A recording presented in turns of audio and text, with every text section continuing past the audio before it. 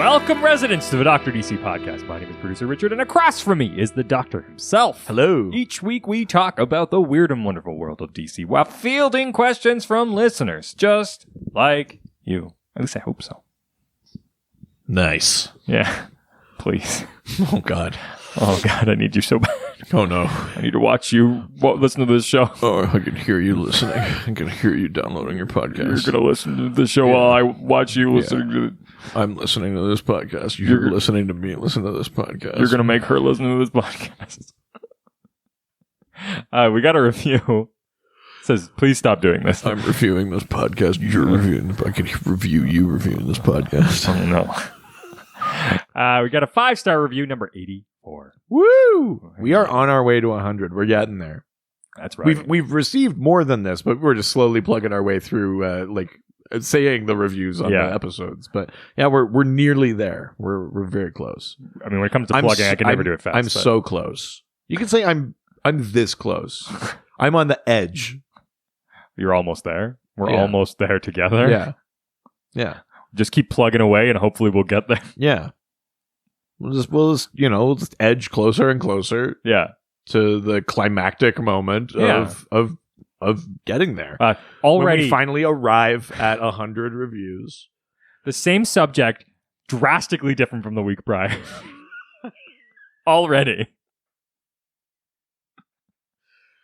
Such children that as soon as the parents are out of the room, we're like, oh, look at what if I go Google Butts. Do you know what it is, though? It's more just, when it's people that we don't already have the rapport with, right? It's people we respect.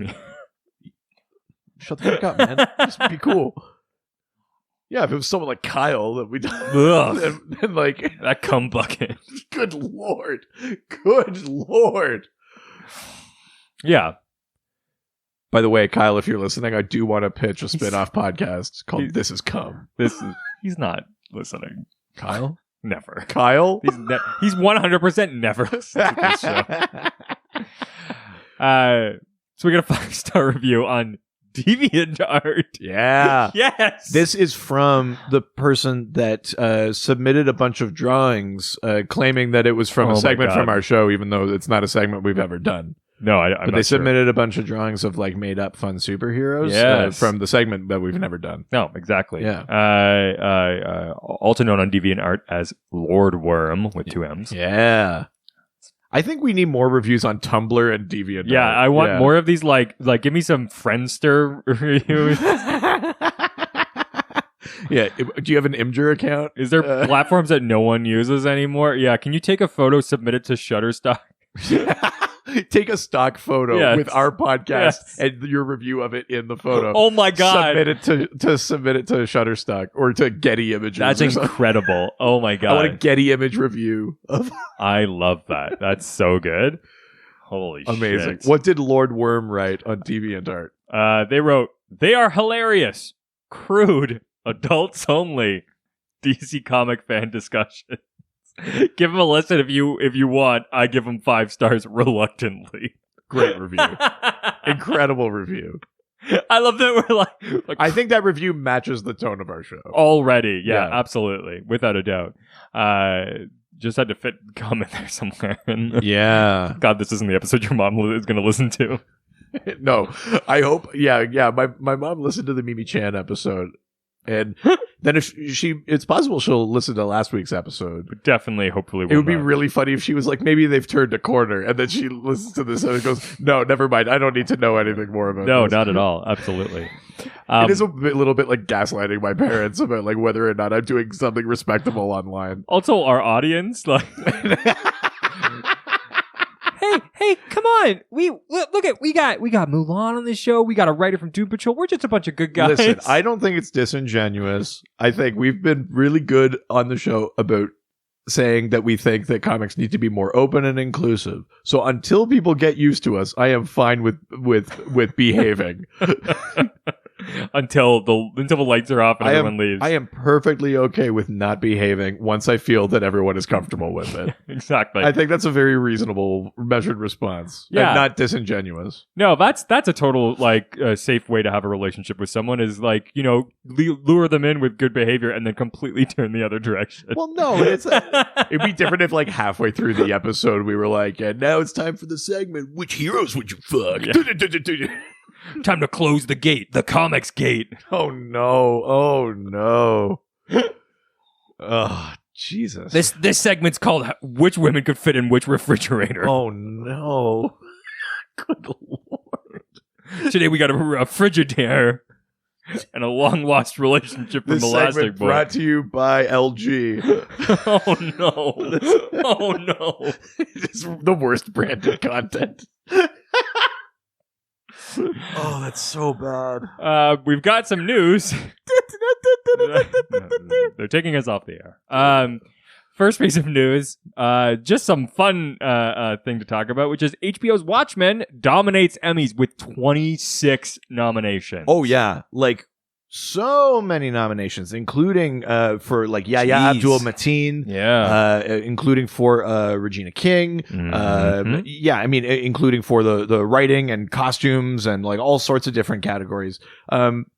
Totally well deserved. I mean, I think maybe the episode where you see like the origin of Hooded Justice. Oh yeah, I think that maybe that one got nominated that makes sense. too. Yeah, I mean the show obviously is based on comic book stuff, has comic booky elements, but like anyone who's watched that or heard us talk about it knows that show is like has delved into some like real issues. Yeah. It's got some incredible performances, and it's just it's a very like sophisticated piece of TV. Like this podcast. I think it's just a real sophisticated piece of entertainment. Yeah. By the way, where are our Emmy nominations? Did you get an email? Did we get any? I mean, considering they tell you by email, right? Considering the types of people that have won Emmys, I feel like we're probably in that list at least. We're definitely better than some people that have won an Emmy. Yeah, absolutely. Ever. And if that's the context, I mean, yeah, we should be winning all of them. Yeah, I mean, not to belittle the achievement of Watchmen being nominated this much, but like there are definitely some people that won Emmys that were better than. Oh, 100%. Yeah, without a doubt. All right, and the next piece of news, the last piece of news, the one that I've been the most excited about, the one that you sent me, I think, as well. Okay. Which is Rocksteady's new game. Oh, yeah. The Suicide Squad. Yeah, so they put out like a teaser image. I think we're going to get some actual info in this at the DC Fandom event on the 22nd of this month. Yeah. Their tweet was like said targeting, I think. Yeah, so like the image is like Superman standing with like, is it Superman for sure though? Yes. It's not Bizarro? No. I know there are like lines on his face, but they look like the way they did the heat vision in in like Man of Steel and stuff like that. Yeah. But it's like Superman kind of looking over his shoulder like from behind, and then like the words Suicide Squad are like a target on his head. The rumor is that maybe the plot has something to do with like Batman threatens Waller, and so Waller is like, I won't stand for this. I'm sending the squad after the Justice League. So it's not necessarily only about Superman, but the teaser image is about like you are playing the bad guys and you're going after the heroes. Oh my god! I mean, that would be so much fun. Pretty outrageous. I mean, I'm very excited to actually learn more, get some actual details, some things actually confirmed, and to see hopefully some gameplay, but at least like a cinematic or something. Because to see like do we get to play as multiple characters? I would assume if you're making the Suicide Squad, we get Deadshot, Boomerang, Harley.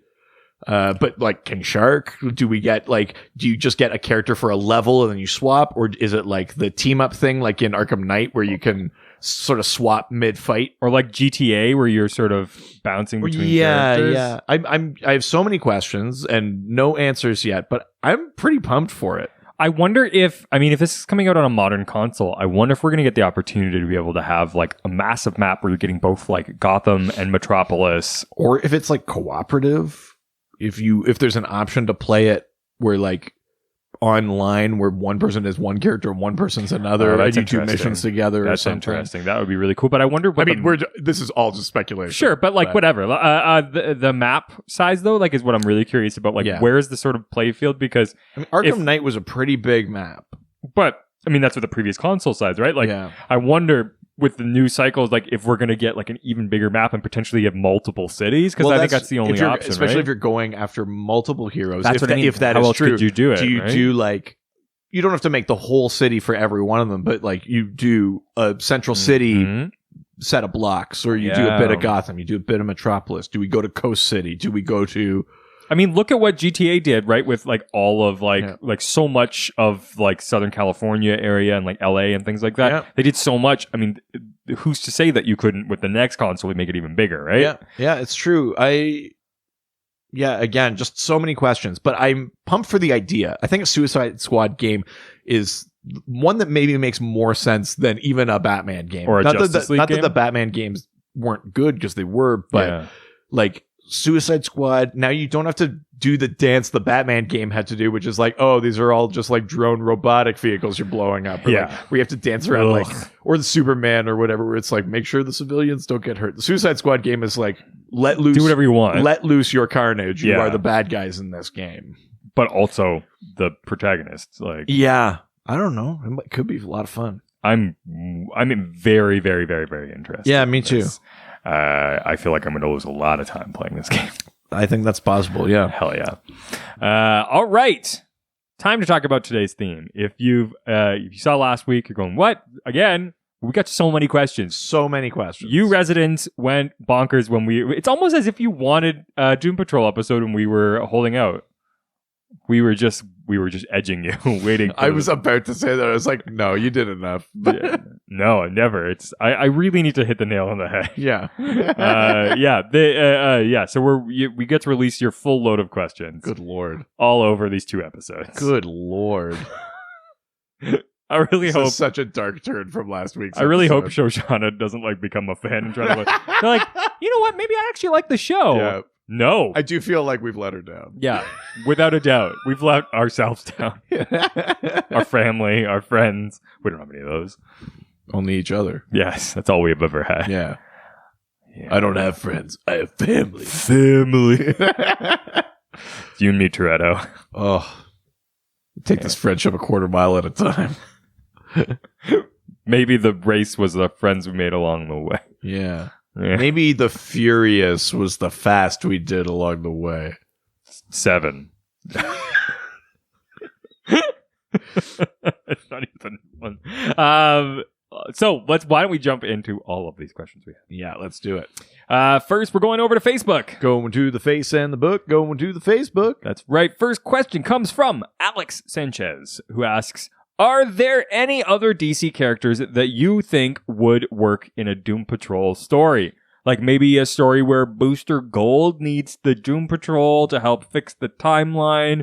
Could be a cool and wacky trip through DC history. Yeah, I mean, we talked a little bit about it last week with Shoshana, the idea that like introducing Cyborg on the show was sort of like not something I would have ever thought of, but it really works well. I mean, it works, I think, in a lot of ways. It works to have like someone so high tech next to fucking Robot Man where he's like, damn it, Niles. Yes. Like, it also works where before you get to be this big mainstream hero, maybe this is a little bit sort of like Dark Knight of the Soul kind of like, you gotta like look inside yourself, figure your own shit out before you become like the hero in the sunshine sort of thing.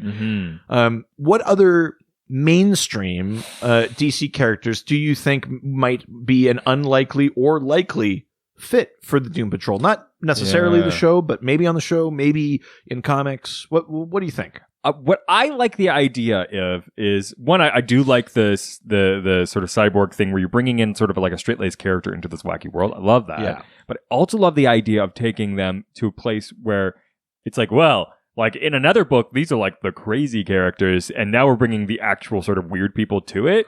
Oh, right. So you take a character that mainstream-wise is kind of like the weird one, and then you bring the Doom Patrol in, and that one is pretty normal next to them. Right? So I would love if we got like a Doom Patrol goes to Arkham Asylum. Right. Okay. Right. So now they're dealing with these like crazy Batman characters when they're just like, well, these are just like people dressed up as like jerks. Like, I feel like there's something really funny about that. Right. The levels of shit they're dealing with, right? Yeah, we're like, they're like, what's your deal, Two-Face? And he's like, someone threw acid on me once. And then Larry's like, yeah, exactly. Yeah. Let me tell you what happened to me. Yeah, exactly. I like that. It's like the Joker, the craziest character. I mean, I could see that being like its own sort of self-contained thing where like they inadvertently like rehabilitate a bunch of Arkham inmates who realize that like what they've got isn't that bad. They're like, the Doom Patrol had lived with so much worse than we have. I don't think we have an excuse anymore. No. I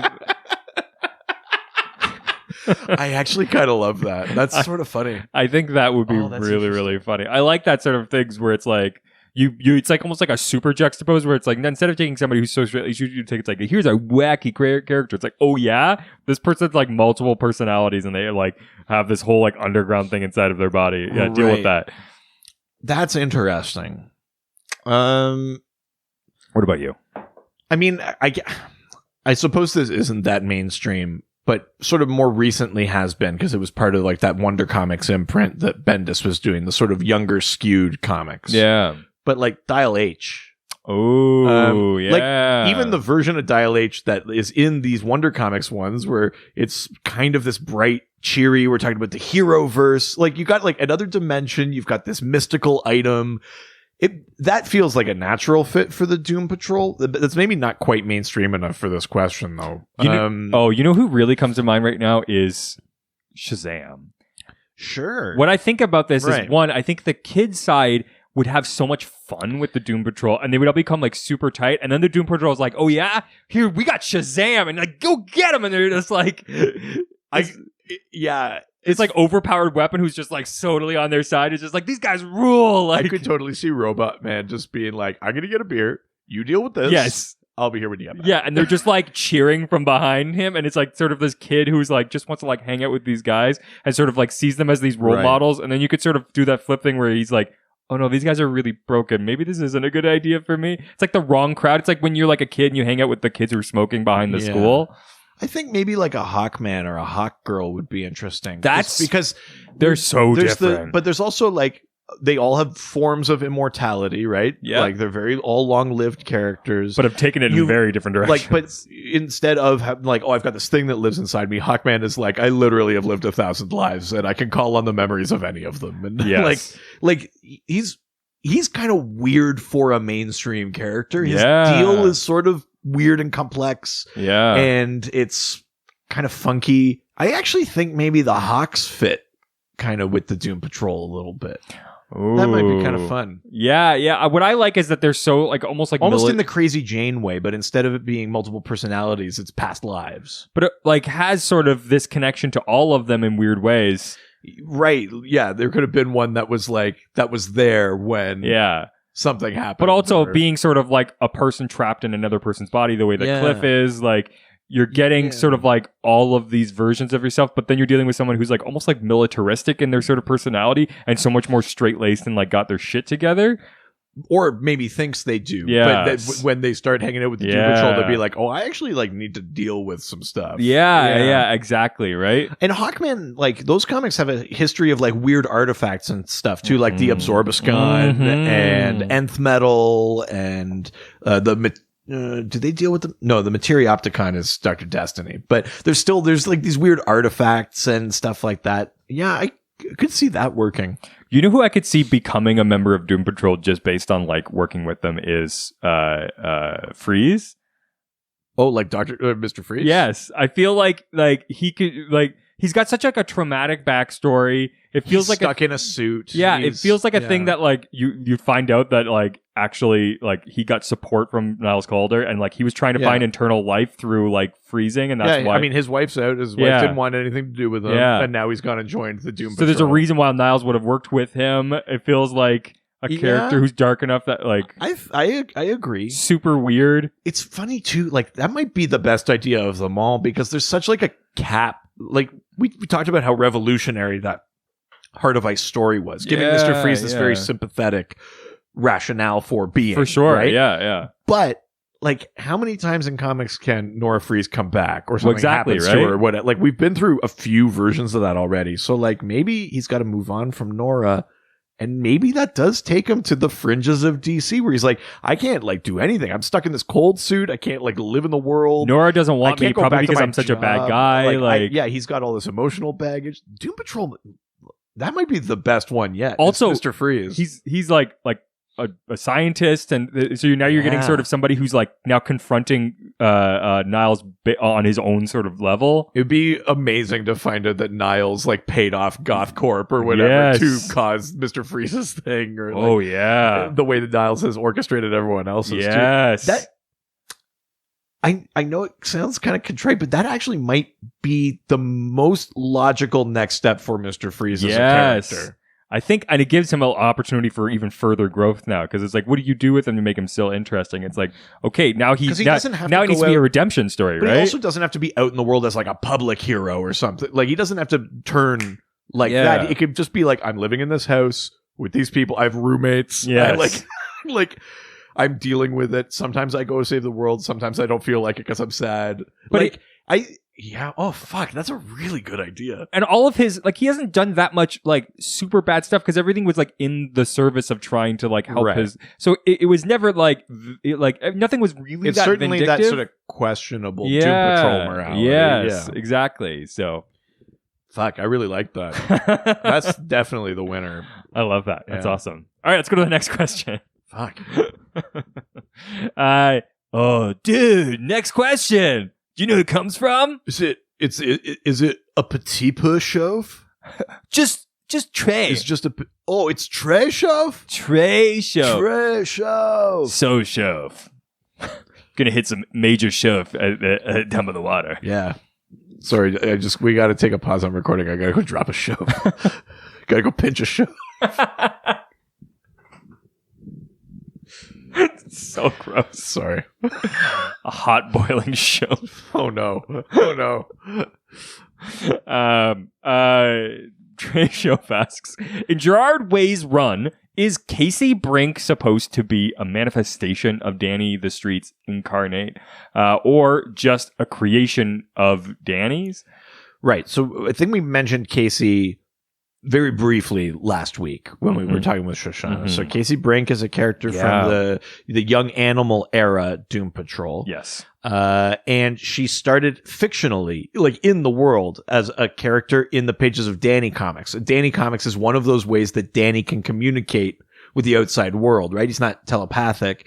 He changes signs or stuff like that. But when he wasn't a street, he made this thing called Danny Comics, and you could read it, and it was his way of communicating. Oh, wow. And so Casey Brink was a character in that. And somehow, I can't remember actually how, but Danny basically gets more powerful than he's ever been, and he accidentally brings her to life. She, like, this fictional character of Danny's creation gains life. Oh my god. Otherwise known as Space Case, she joins the Doom Patrol. She helps them save Danny from this organization called Vector or something like that. Oh wow. She and Mr. Nobody's daughter have a kid, but both Mr. Nobody and therefore his daughter and Casey are technically not real. Jeez. So then their kid is like this white space in the page that gets kidnapped by this other dimensional group called Retcon. They turn that kid into Milkman Man. Whoa. It's like this wild sort of metafictional thing. But to answer this question, Casey is not Danny. They're not the same. Danny doesn't like exist through Casey as a vehicle or something like that. Casey is literally Danny's child. Wow. Born in this very weird metafictional way, but she is Danny's creation. She's Danny's child. She's her own person with her own thoughts and feelings. She has her own history. She is not just a body that Danny can hop into or something like that. Yeah. This is a question that my wife asked me the other day, and I didn't really know how to answer, which is, how did Danny the Street become Danny the Street? Was it like was consciousness? Was it just gain consciousness? Like, I think he just exists. It just exists. Yeah. Like I don't remember like. And when did it? I don't think it's like existence. A thing where it was like Danny was a child who like fell in a sewer on a street and now he inhabits the street or something. I think Danny just exists. Was just somehow given consciousness. Yeah. And was it like a street that already existed? Well, Danny basically can be anywhere when he's a street. So Danny the Street shows up, and like, if this stretch of road was there, he sort of exists in it and can alter it and change it.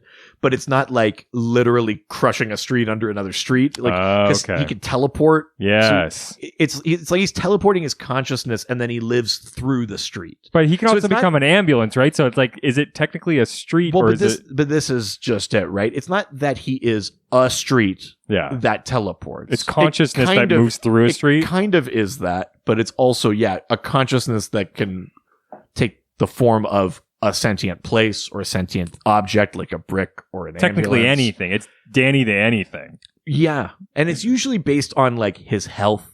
Yeah, how much he can take over. Or what's most convenient. Have they explored anything like Danny like becomes so powerful that it takes over Earth and can be everything? Danny the Earth? Yeah. I don't know that they've done that. Danny Planet?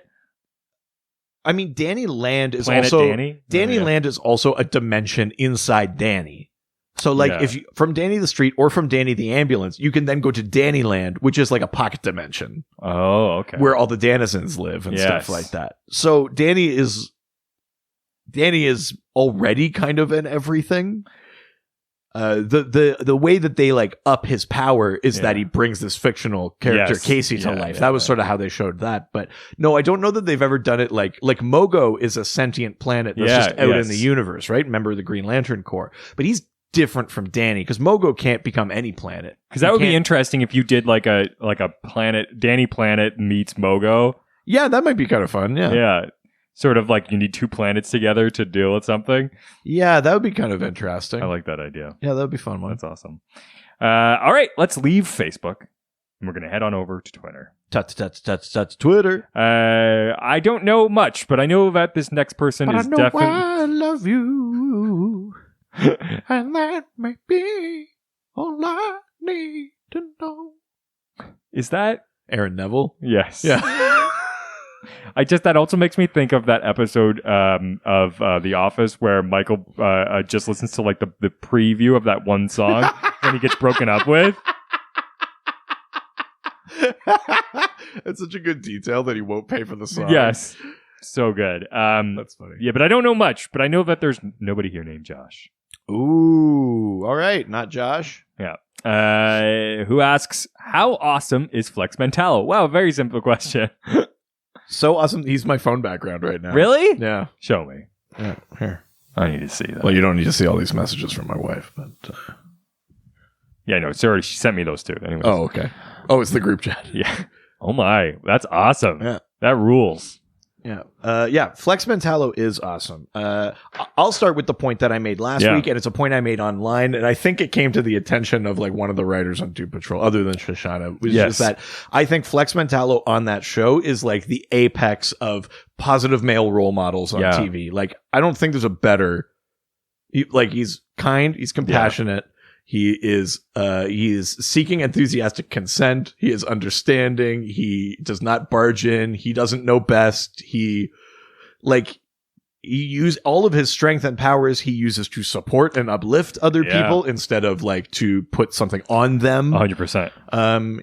Such an incredible character just from the fact that like he's so novel, which is I mean, that says something itself, but he's such a novelty that way. And I think he's mostly like that in the comics too. I mean, he's a riff on that old like Charles Atlas thing, like, you know, like to be like those old the Charles Atlas, like, dynamic tension, all that kind of stuff that Rocky Horror was even making fun of. Yeah. Just 7 days I can make you a man.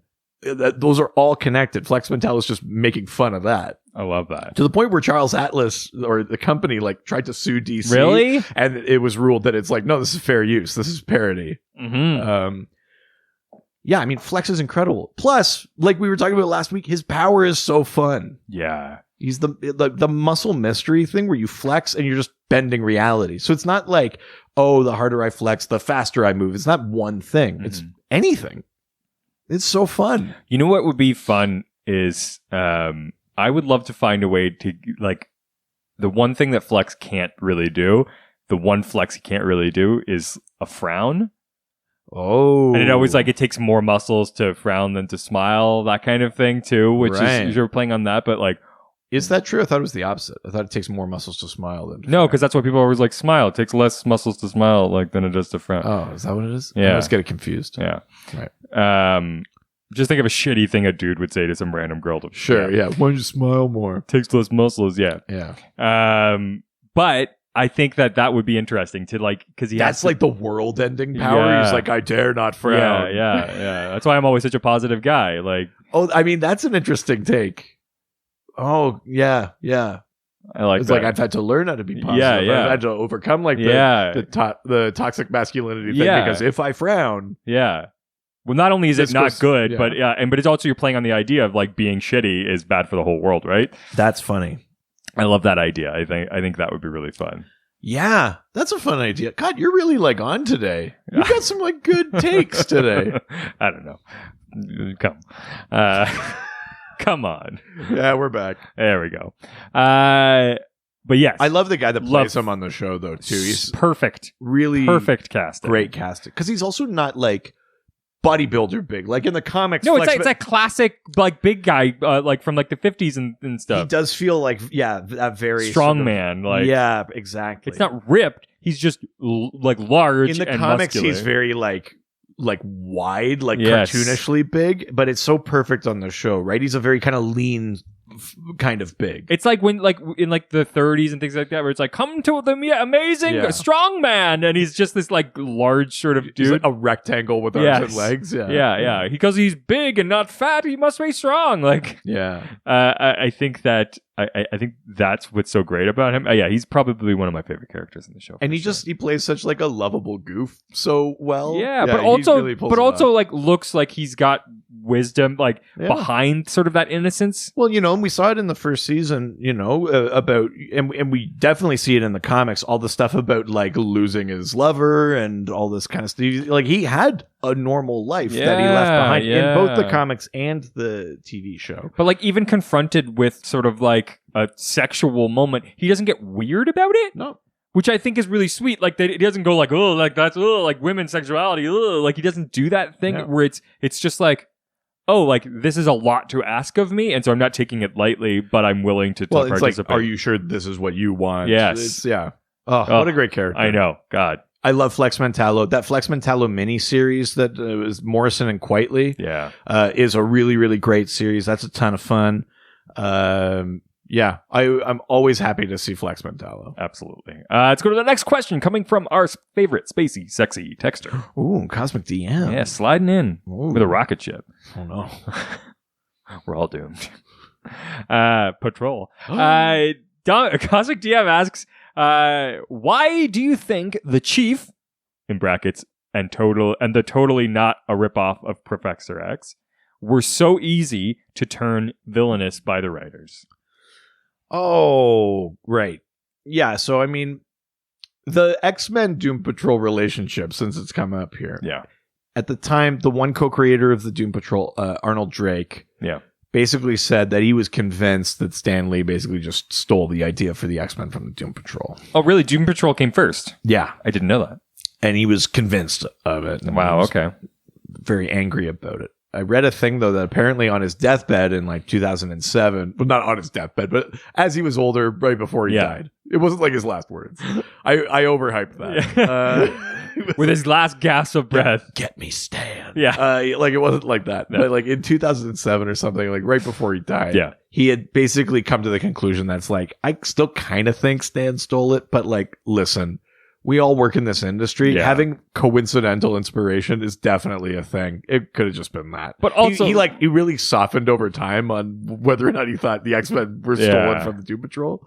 I mean, that idea doesn't feel that like groundbreaking. Like it feels like to have a place where people come together and are a superhero team. Like, it was like that they live together, that they are considered freaks by society, that their powers are also curses, and that there's a wise mentor in a wheelchair.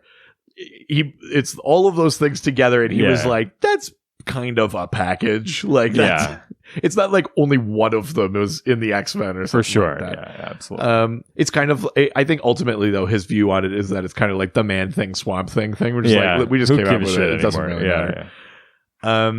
Now, why do we think that those characters were so easy to turn villainous? I mean, Niles wasn't a villain in the original Drake and Haney Doom Patrol. Where it was revealed that he caused their accidents was in Morrison's run. Of course. Yeah. I mean, he may have been kind of like shady, but he was never expressly evil, I think, until then. Yeah. Professor X, I know a lot less about, but sure. I have heard things that, like, in the comics, it's been like, and Professor X did what? And, like, they had to turn on Professor X because he was doing things they didn't agree with, or he lost his way, or whatever. Yeah. Maybe it's because the idea of, like,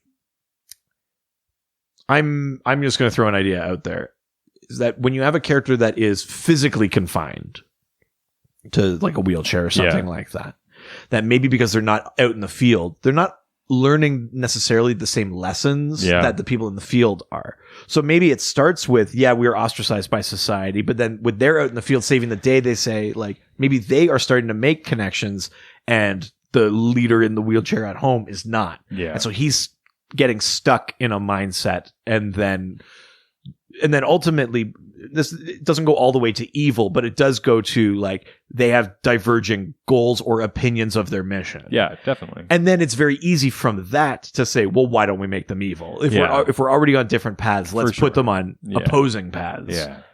That's a thought, but I honestly have no idea what the actual inspiration for those kind of heel turns was. I mean, for me, it seems like a logical step for someone who's put in sort of this, like, a leadership role that wasn't sort of given to them. I think it's easy. I mean, you're sort of showing, like, representation in, like, government and things like that, where it's like you're having someone who's sort of like, these are chosen to represent you. Yeah.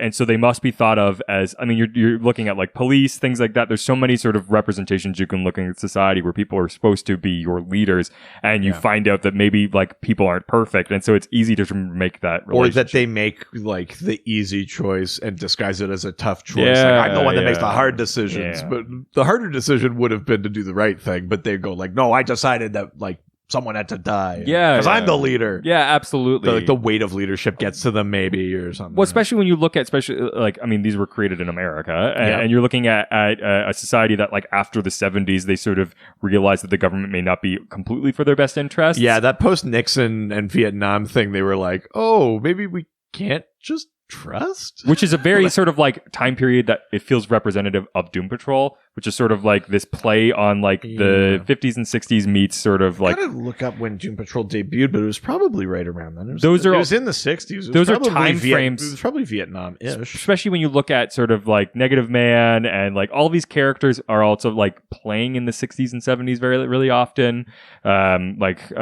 Crazy Jane, like, Negative Man, like, these are all characters from those time periods. So that original Drake, Haney, and, like, Premiani Doom Patrol is 1963. Yeah. Right? Like, you're dealing with sort of, like, not trusting your leadership and the government and things like that. Like, suddenly that's why you have all these, like, secret government societies that are trying to, like, the normalcy and things like that. Like, you're dealing with sort of, like, this, like, anti-establishment thing, like, the thing that's coming out. Like, it makes a lot of sense of how all of those things came together. You're trying to sort of, like, empower this, like, anti-establishment by creating sort of, like, a misfit group, the way that a lot of the, like, teens were feeling during that time period. I think that's a reasonable guess. Also, just because I'm looking stuff up. So X-Men, September 1963. Mm-hmm. Doom Patrol, June 1963. Wow. Yeah, I mean... lending credence to like Arnold Drake's initial suspicion. I could see that, absolutely. Anyways, let's go to the next question. Yeah, let's do it. Jeff Whaley. Doom Patrol. You must love this. I think that's why you ask questions constantly, right? It's Whale Patrol, man. Yeah. Oh, yeah. Oh, no. No, never mind. I feel like I'm gonna get myself in trouble there. Just looking for thongs at the beach. So Jeff asks, say there was an alternate universe where you guys created a bunch of characters on the fly. Him and Lord Worm have this sort of weird... I mean, I guess I could try to sort of we'll try and think about it. Which one of these, I don't know, Dial Docs. I guess like Dial H for hero. What did you say?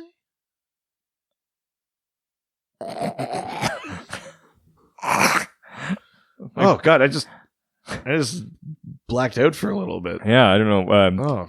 Would fit well Weird. on a Doom Patrol team. Wow, I mean, oh geez, I had a really weird little like daydream when I blacked out there. Oh yeah, me too. Weird. I don't know what that was. I just had this vision of a character that I'm positive we've never come up with before, but it just came to me now. Yeah. Called Mr. Finite. Oh. Who could have any power, but the idea is that those powers have like a limited use that we're collectively borrowing. Oh, so there's just a universal amount of strength. If everyone is lifting at the same time, then Mr. Finite doesn't get that much extra strength because everyone is using strength. But if no one is lifting anything and Mr. Finite goes to do it, he could potentially lift up to everything. Yeah. He could have up to infinite strength if no one else is using strength. That would be a cool like Doom Patrol. But he could do that with any power, speed and intelligence and sight and hearing and all that stuff. You know who would be a really good, be a cool Doom Patrol. really cool power, but like would their name itself would really turn them into a misfit in society. Sure, right. Would be like someone who's really good at like with bikes and can like bring bikes into like a pedal file. They've got like an index of a bunch of bicycles that they can a pedal file, if you will, that they could bring at any time. I feel like that could be a person who you would think would be a villain just based on their name, but in actuality was good intentioned. Yeah, I don't know about that. A lot of fun at parties. Oh no, kids parties. Good lord. You'd have to start him on training wheels, but eventually he'd get there. Yeah, if we had ever come up with these so-called dial docs, I think those two would be the ones we would submit for the Doom Patrol. Yeah, definitely. Anyways, my head hurts. I'm gonna move on. Yeah, we should. Next question comes from Canadian Geek. How dare you? Do you think you have something on us? Wait, do you? Oh no, do you? Yeah, you're the Canadian Geek. Oh, what if they're a better geek than we are? Oh, here, you can have the show. So quickly. Here's like my belly. It's like weird martial arts movies, honor code, where it's like, no, he beat us in our own dojo. Yeah, he got the name. Yeah, he gets the plaque. Yeah, absolutely. There can only be one.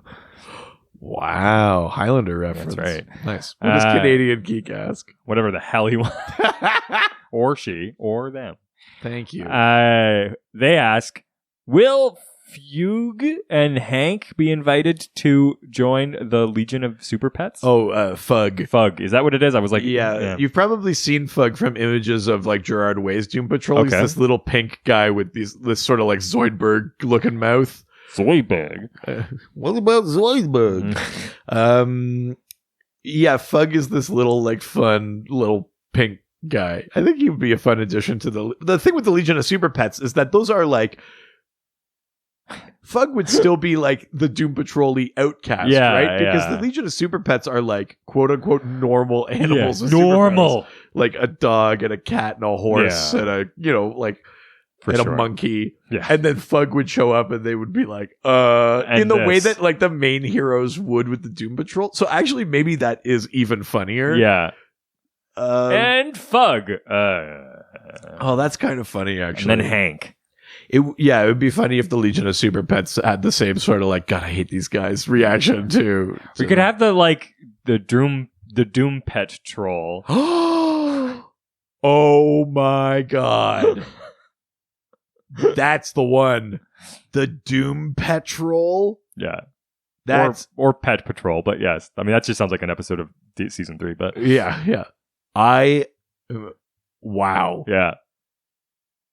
Oh my God. I feel like we need to put this episode in a vault and try to make money from it. Because you're doing so well? Yeah, this just seems wrong. It's like, I think that's a fun idea. I enjoyed the idea that the Doom Patrol, though technically in continuity, is its own little corner that like the Justice League is like, yeah, we know they're over there, but we don't look. We basically don't look back there. Yeah. I think that's really funny, and I think it would be funny to apply that to even the silly things like the super pets. I totally agree. Yeah, that's awesome. Very funny. All right, next question comes from the Batgirl/Huntress podcast. Oh, hello, other podcast. Yeah, always a fan. Is the comic coming back? I want to know so badly. Right, so we had this Young Animal run, with like Gerard Way and the Allreds, and like Nick Darrington and that. Yeah, totally. And then Young Animal sort of stopped for a bit, and then it sort of revamped and came back for a bit.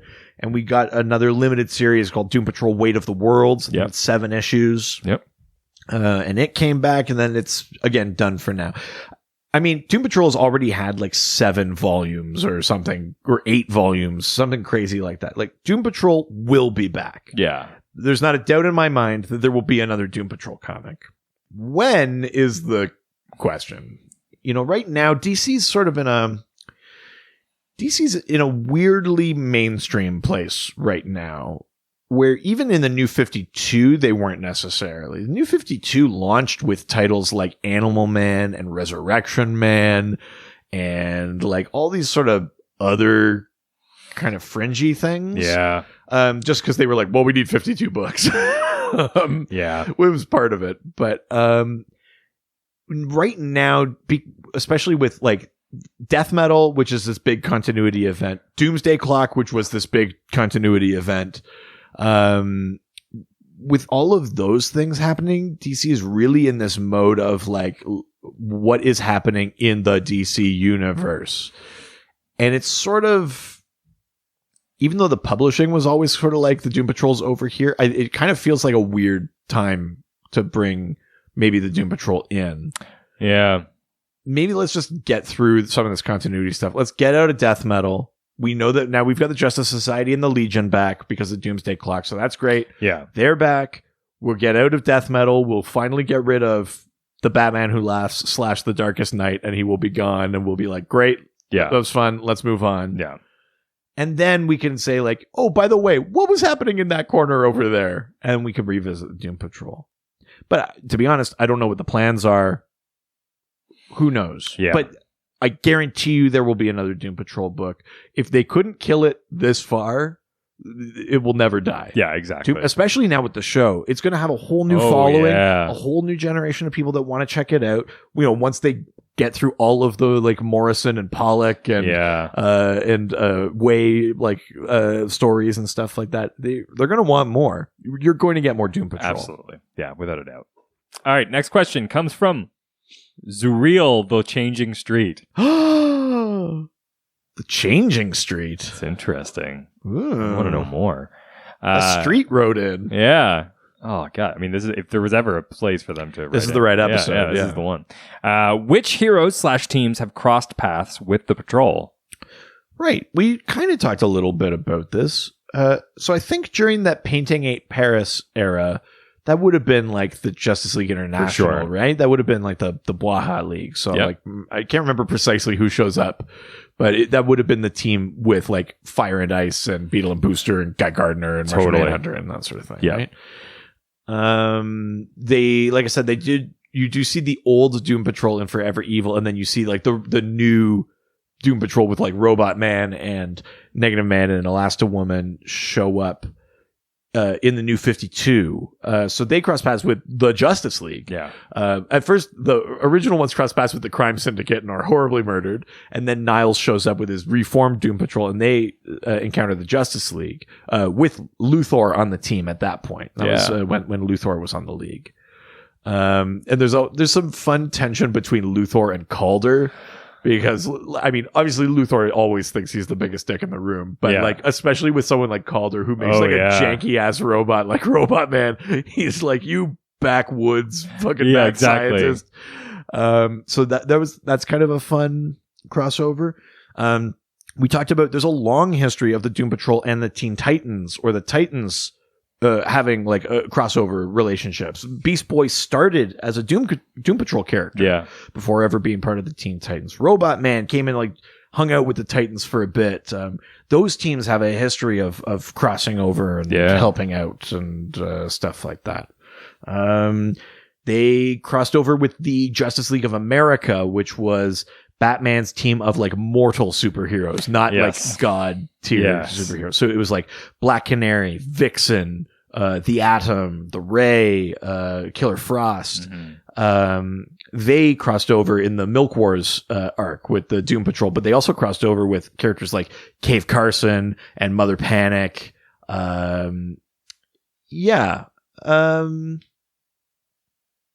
I think over time, they've probably crossed over with most of the major things.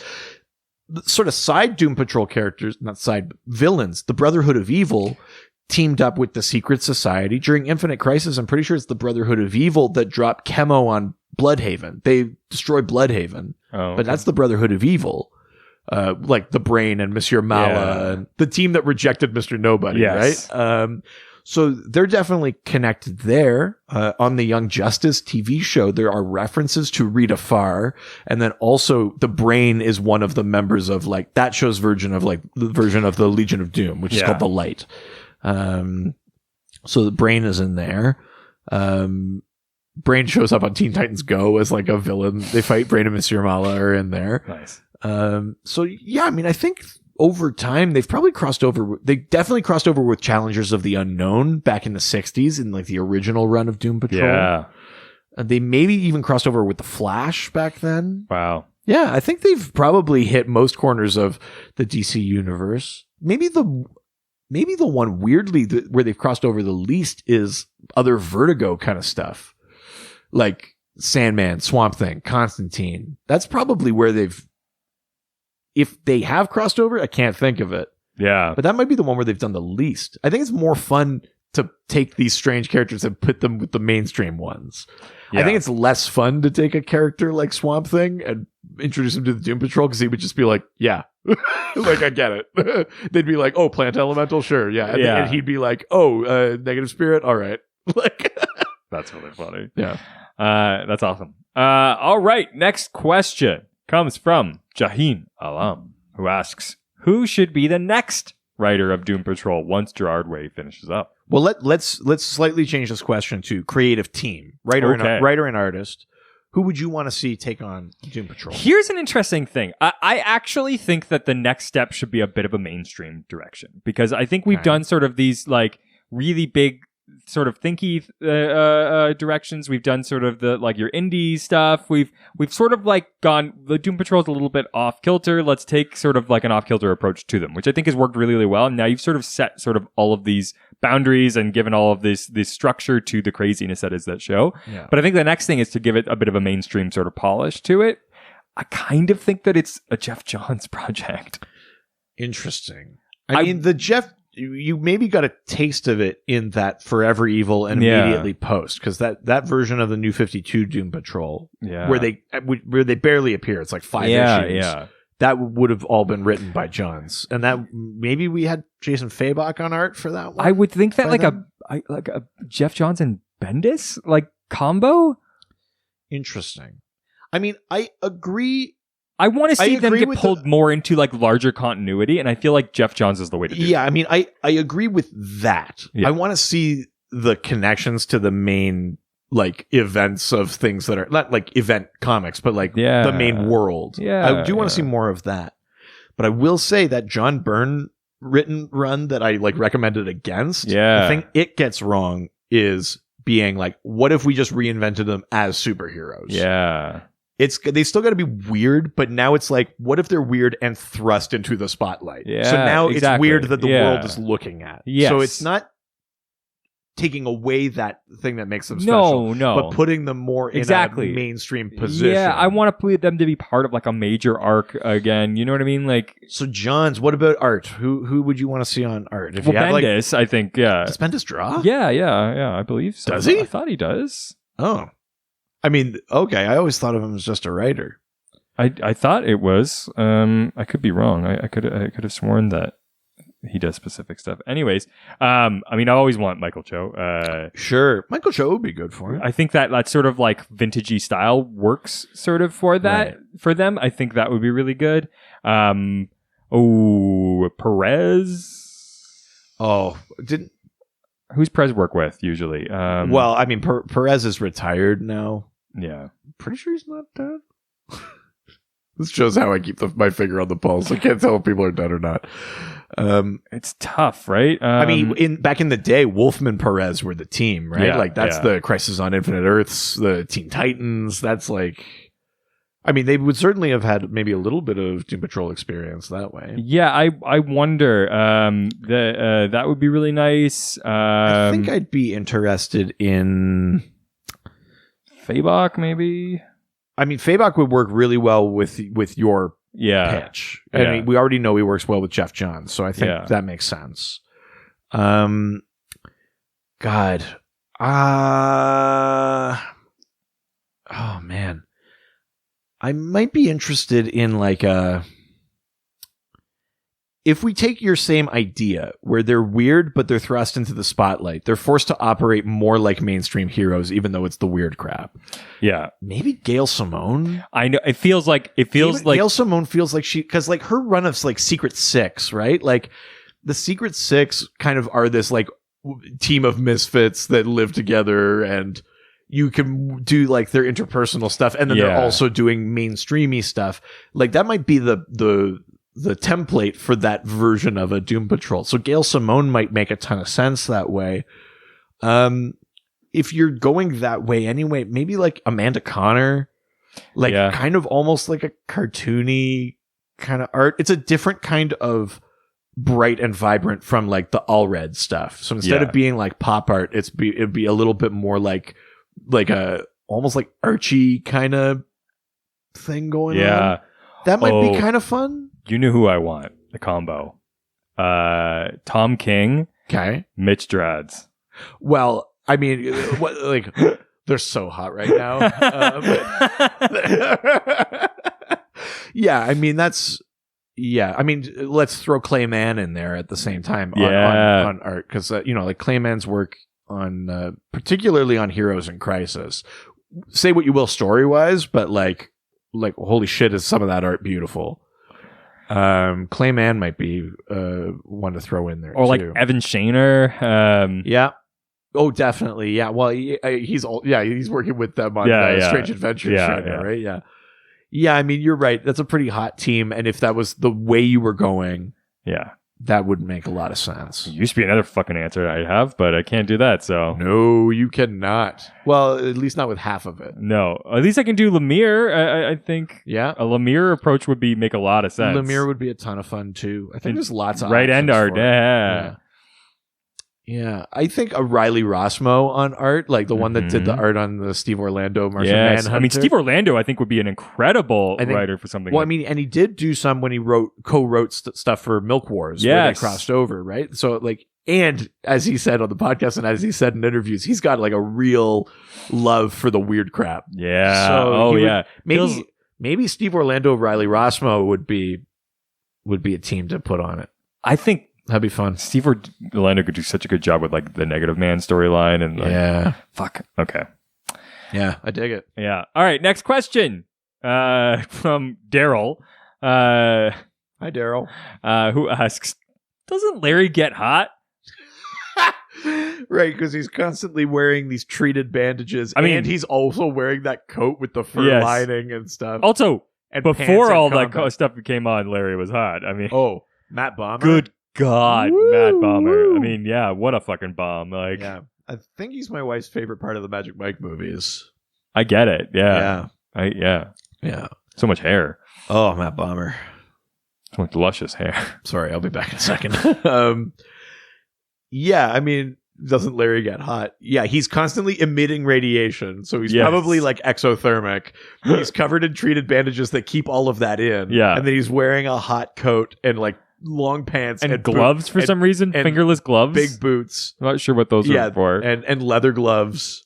I wonder though if like we're past the point where he even has sweat glands. Like, that's also true. Yeah, burned out of him. Like, also is like the negative force, like just protecting him. Or is it a weird, like, cold radiation? Like it's not necessarily heat. I do wonder. I think wardrobe wise, you're right. He probably gets hot, but like it's his only option. Because he doesn't just want to walk around like a mummy. He doesn't want to only be in the bandages. Well, that's the thing, yeah. It's not like bandages and Speedo, and then he goes out like a weird, like mummified Dr. Manhattan or something. Like, so that's funny. Clothes-wise, definitely. That's hilarious. Yeah. They all kind of dress that way, though. Like, I mean, Robot Man can't feel anything, so it doesn't really matter to him, but he's also always wearing like the heaviest leather coat with metal shoulders. Yes.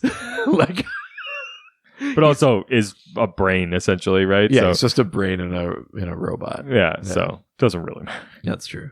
All right, let's leave Twitter. And we're going to head on over to Instagram. Now we're going to Instagram, take some questions and answer them. Nice. Yeah. We did it. Yeah. Next question comes from ABC. Brooks. It's easy as 1, 2, 3. Brooks. It's easy as Do, Re, Mi. Brooks. ABC. Brooks. 1, 2, 3. ABC. Brooks. Yeah. Brooks. Brooks. Brooks. Brooks. Brooks. Brooks. Brooks. Brooks. Brooks. Brooks. ABC. Brooks. It's Brooks. Yeah. Nice. Yeah. ABC Brooks. You always get the background. Yeah. Anyways, ABC Brooks asks, what makes the Morrison run the definitive Doom Patrol run? Right. I mean, I think it's that he's the one that cracked the code of they're not just odd. Yeah. They're not just outcasts. Yeah. They are also dealing with like the meta fiction, the like all these ontological things about like how they exist. Like they're the ones equipped to reach out of a comic book panel or something like that because they are not the capes and tights brigade. Yeah. I think he's the one that cracked that.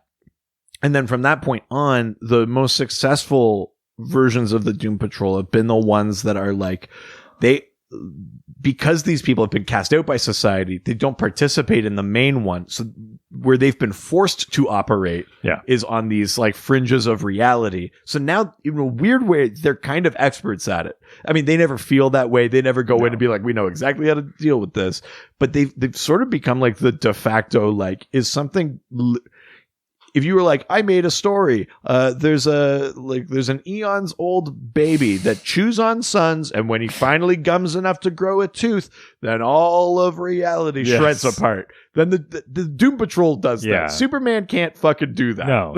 No. And I think Morrison's the one that cracked it, and because he also introduced Flex Mentallo, Crazy Jane, Dorothy. Well, technically Dorothy Spinner was around before he came on, but he turned her into the character that she is. The characters that we've seen in the show, like Red Jack, Candlemaker. God, how scary was Red Jack? Jeez. Yeah, Red Jack, super, super, super scary. Really well done. Yeah. So much of what we know from the show too is a Morrison kind of thing. Yeah. I think he's the one that cracked it, and basically, even when people put their own stamps on it, they're taking Morrison's approach. Yes. I won't say they're mimicking because they're not, but they're building on it. Right? Yes. So I think that's what makes it definitive is it's the first time that it became the thing that it is, right? Yeah.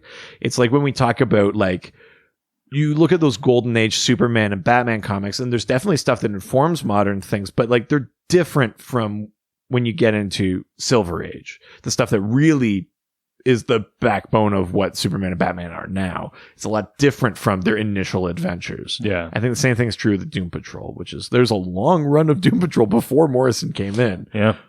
And it informs it, but it's like, it's not what they are now. Yeah, I agree with that. Man, God, I wonder if Morrison just sits there by himself, like looking at like comic books and goes just like, this is what I would do with this. This is what I would do with that. Yeah. Like, yeah. Oh, it's so hard to read. I got mud on it because it's in my swamp. Treat my comics with better respect.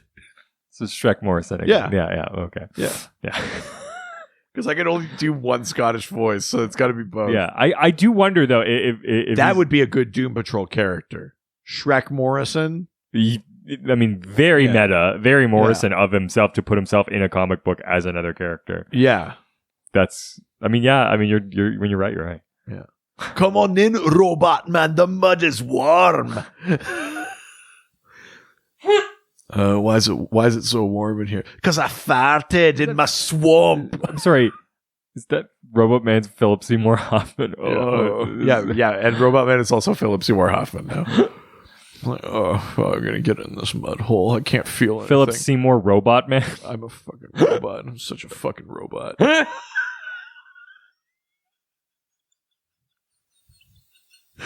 Jesus Christ. Yeah. But you know how this actually works perfectly with voices we can do? Be like, oh, I'm so sorry you had to find out that I was the cause of the accident. Oh my God. That created you, made you the way that you are now. But you see, I had this robot body, but I needed a brain to fill it.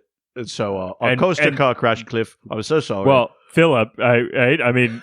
Technically, he did pass away. Oh, no. Oh, no. So, sorry, are we now saying that real-life Michael Caine is Niles Caldering, the brain of real-life Philip Seymour Hoffman? Yeah, I don't know what's so hard about that to understand. Okay. Yeah, obviously. Wow. Good God. This goes so many levels deeper than we thought. Wow. We become like the weirdest version of a conspiracy theorist. Also, the Earth's flat. Utter nonsense. Yeah. Let's move on to the next question. Sure. From Robbie's just this guy. Yeah. Yeah. Why are you looking at me like that? I don't have anything to add to that. If he says he's just this guy, I take his word for it. Yeah, just because he's inside of a robot body.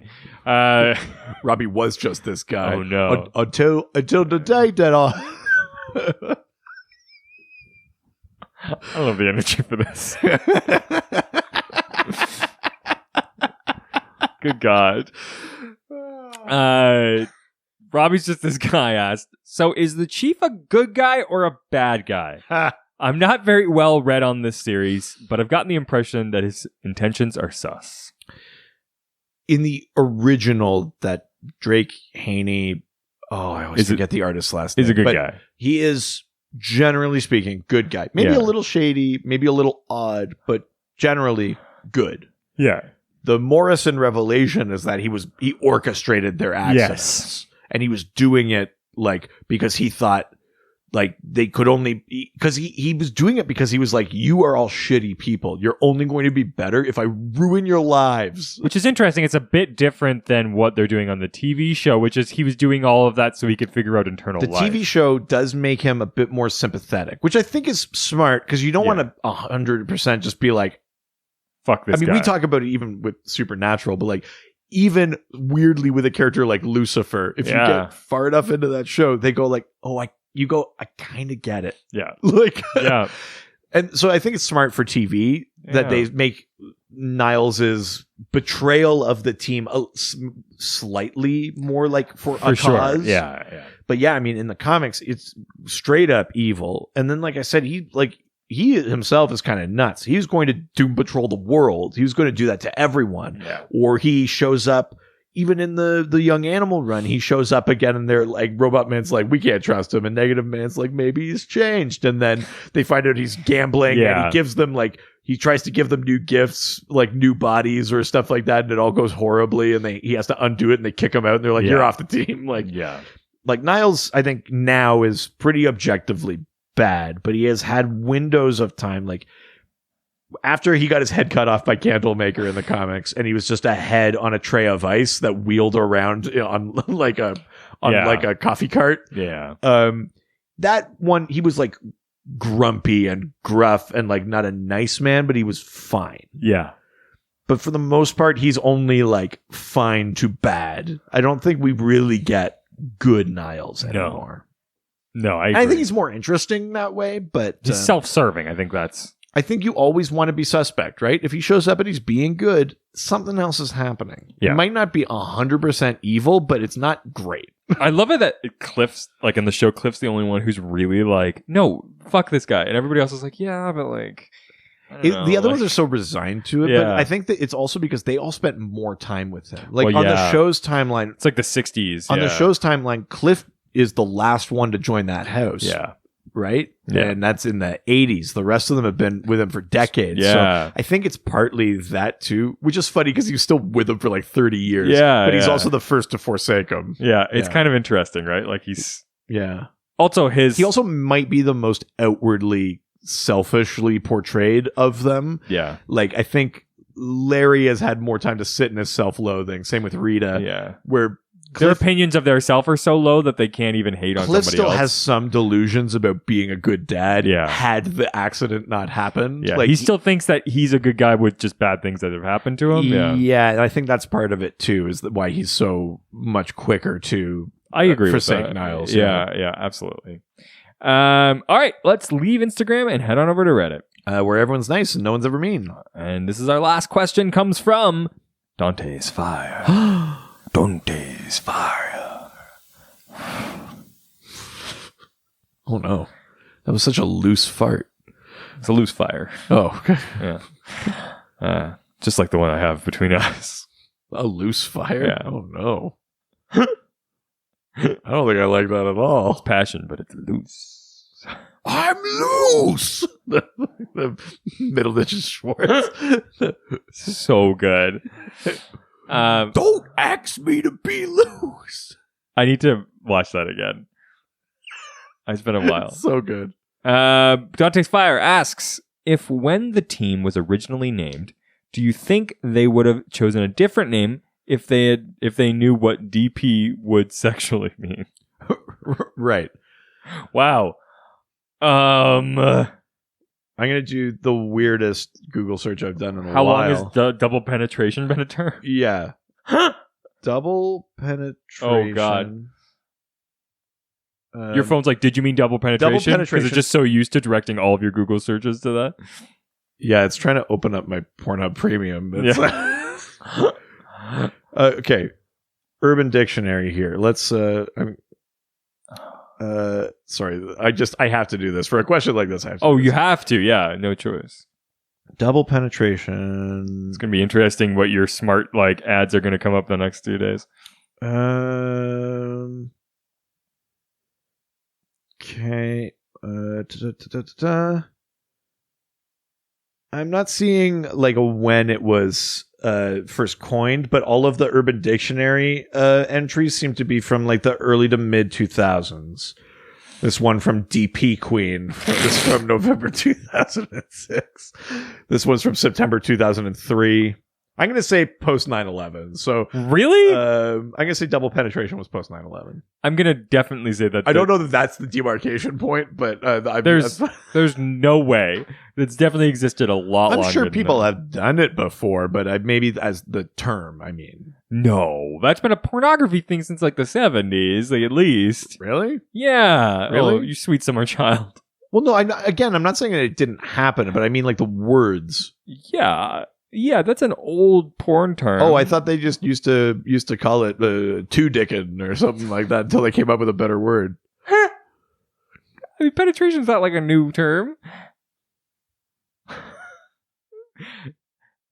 I think that... All right, fine. You look it up, Dr. Language. my guess is that it existed. They just didn't assume that people would... I don't think they care. I think that they're well, people don't call the show they don't call the comic the DP comic. It's not their rallying cry isn't let's go DP. Yeah. Doom Patrol, it's my birthday, DP. Yeah. When there's a trouble, you know what you need? A good DP.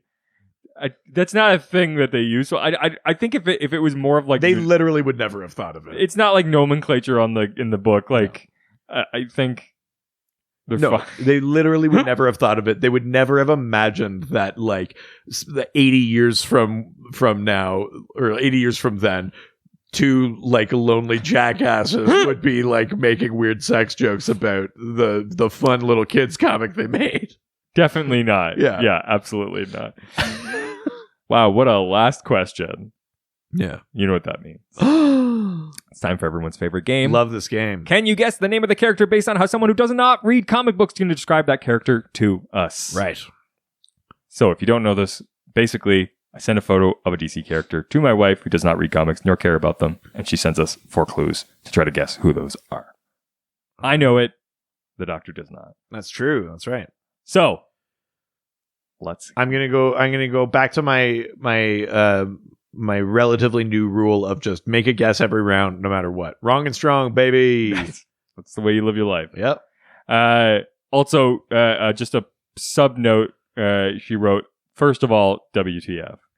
Is that the first clue? No, that's just a fun extra note. That's a sticky note attached to the first clue. The first clue, sponsored by Adidas. Okay. Stripes. Zebra Man. No. Okay. No. Clue number 2. Okay. Loves metal. Okay. Oh, is it just Robot Man because of like the sort of stripy like look of his shoulders? No. Okay. Yeah. All right. You're just throwing them out there. Hey, okay. wrong and strong. Yeah, that's right. Number 3 has an oddly tiny waist. Okay.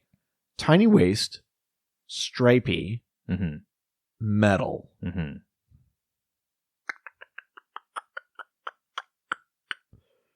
I will say the stripes are pretty subtle. Oh, okay. So I shouldn't be going too crazy with that. Yeah. Right. Likes metal, like metal music or like metal? I mean, that's not a thing that I'm allowed to tell you. And has a weirdly tiny waist. Lobo? No. Okay. Final clue. Okay. Probably poops blocks of steel. Okay. Are we talking...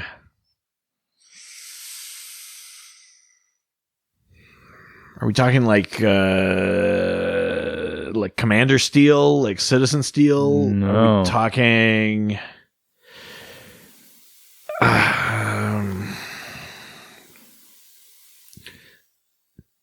Okay. Subtle stripes.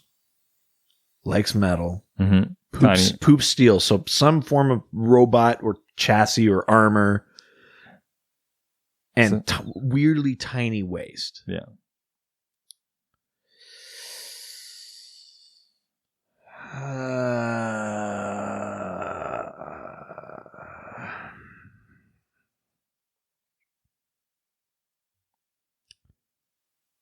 Am I gonna kick myself? Is this one I should get? It's or is this one suitably weird that I shouldn't feel too bad? It's suitably weird for sure. Okay. I will say that. Why would you poop metal? Oh, is it Matter Eater Lad? Oh, it is Matter Eater Lad. Oh, there you go. Oh, that's fun. Yeah, that's fun. Yeah, yeah, that's a solid WTF. Yeah, yeah. Okay, gotcha. That's a good one. Nice. Yeah, absolutely. Well, that was, of course, everyone's favorite game called Can You Guess the Name of the Character based on how someone who does not read comic books described that character to us. Did you get it? How quickly did you? And did you know who it was? Were you screaming at your phone? Sometimes I know that some of you are. So yeah. It's always very fun for us. We would love to hear from you. Or maybe you can send a question in for next week's episode. Yeah, so next week's episode is the last one of the month. Mm-hmm. So as voted on by our Golden Age subscribers, we are talking Final Crisis. Oh. I'm going to make Richard read Final Crisis. Oh, okay. And we're going to be talking about that event because I should never have given them that choice, and you're all monsters. Wow. I mean, this is, whenever you give the choice that you don't want, that tends to be the thing that they go for. Except that I'm going to perennially put Guy Gardner in the Fanagar tournament of pandering just to watch him fucking lose. I know that ultimately good will prevail and people don't want an episode based on him. Yeah. I think it's funny to call it Bodie McBokeface, but you really want the good content. Exactly. I'm going to keep putting him in there just to watch him fail. But yes, next week's episode is about Final Crisis. Yes. So, okay. Send those questions. The last crisis. Oh, no. Oh, yeah. Supposedly. No, that's it. I mean, that's they said it, so there's probably no more things like that, right? Oh, that's true. I definitely can't name 3 or 4 crises after that. So send us those questions, talk to us about today's episode, or just chat with us online through our various social media platforms, such as our Facebook, Dr. DC Podcast, our Twitter, at Dr. DC, our Instagram, Dr. DC Podcast, of course, our email, DrDCPodcast@gmail.com, got that Reddit, r/Dr_DC, and of course, the doc phone is always open. 208-917-3238. 208-917-DCEU if you're nasty. Oh, no. And, of course, you can go to our website. drdcpodcast.com or .ca. Buy that merch, baby. Buy our merch, baby. Baby. And, of course, we've got one in this episode, but we want more. We want those emails. We want those reviews. Yeah. Send those reviews. If you're reviewing in a place other than iTunes or Facebook, make sure you take a screenshot and send it to us, because we don't necessarily get notifications for other places. But give us those 5-star reviews. We're on our way to 100. Remember, at 100 reviews, we are going to do a mini series, Lord of the Rings. Oh, yeah. Sorry. And stay tuned, because at an undecided number of reviews, we will unleash our new ongoing podcast. Yeah, it's just definitely not when we get... Ghostfacers, a supernatural podcast. Oh my God.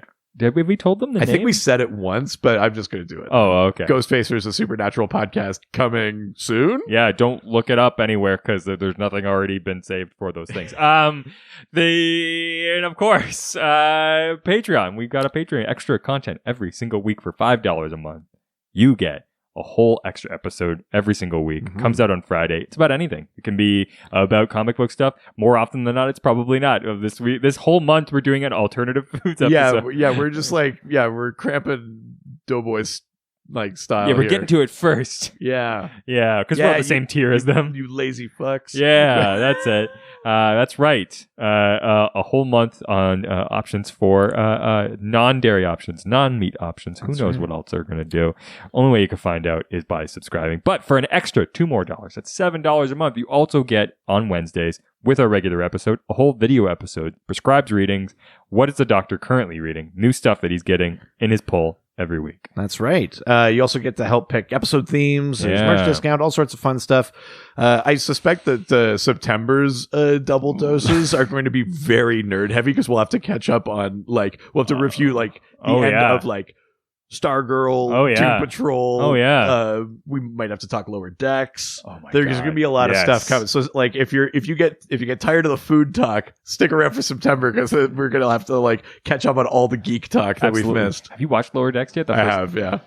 It's a lot to say. Yeah. All right, that's it for this week. Adios. Ciao, ciao.